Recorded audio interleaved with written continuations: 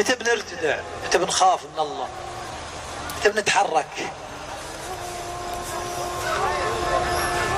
شباب اللي تسمعوني، يا شيخ يهو استعجل، غير من وضعك، لا تموت على ذا الحالة. هل حالك على ما يرضى الله؟ انت جايز لك نفسك ووضعك اللي انت فيه؟ انت مبسوط على حالك اللي انت فيه؟ انت كذا مستانس؟ انت كذا مطمئن؟ معاذ بن جبل قال مرحبا بزائر طال انتظاره، رحب ملك الموت. انت جاهز؟ هل انت جاهز لملاقاة الله؟ يعني الآن مستعد للموت؟ ولا في أشياء ودك تزبطها؟ ولا ودك كم يوم تصلح أشياء في بالك ما صلحتها؟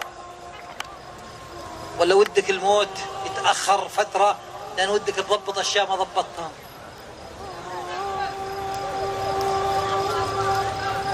حتى المحسن يتمنى أن يتزوج، حتى اللي على خير يقول يا ليتني قدمت لحياتي، حتى اللي في خير يتمنى الزيادة. طيب واللي في شر يتمنى أنه تاب وأنه رجع وأنه قدم. يا ليتني قدمت لحياتي. هناك الحياة، ترى هذه مي بحياة اللي احنا عايشينها، هذه الحياة الدنيا له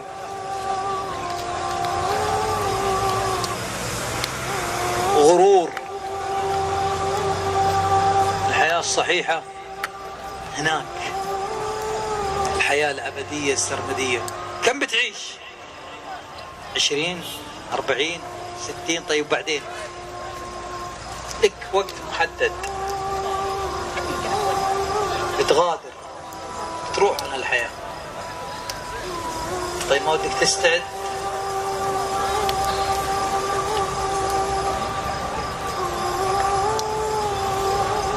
شباب توبة صادقة يا ولد.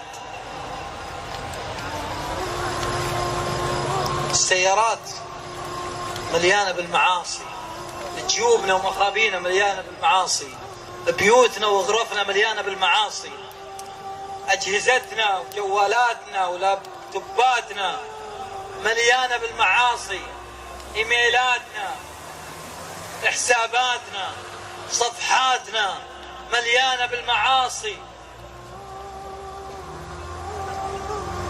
تبيها شاهدة عليك ولا تبي التخلص منها؟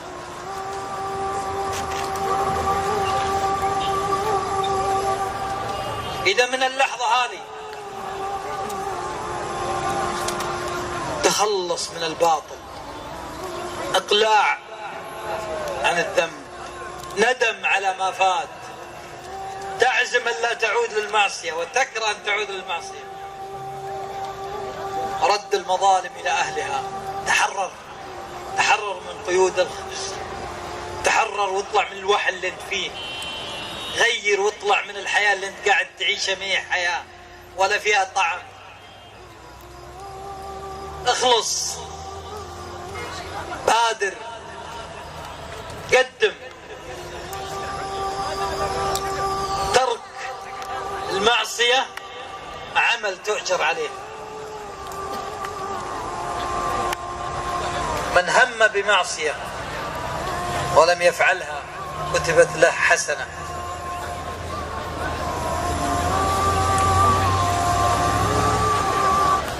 ارم اللي بمخابيك، ارم اللي في سيارتك،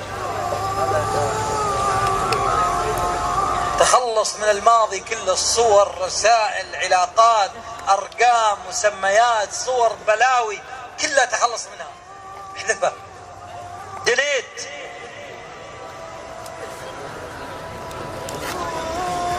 ما تتشرف أحد يشوفها، ما تتمنى أحد يشوفها. لا تجعل الله أهون الناظرين لك. الليل والنهار عند الله نهار، والسر والعلن عند الله علن. أنت مكشوف، أنت واضح. مخلوق ضعيف، الله قادر عليك. خف من الله وارجع وقل تركت يا ربي من أجلك وعشانك،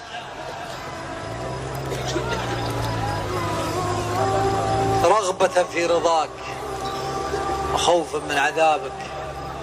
وشوف كيف تتغير حياتك. يلا يا شباب لا تتأخرون، نداء لكل شاب، اخلص. وين التائبين؟ وين الناس اللي ملت من المعاصي والذنوب؟ وين الناس اللي تعيش في قهر وفي ضيق وفي حسرة؟ ما تبي تغير؟ ما تبي تتوب؟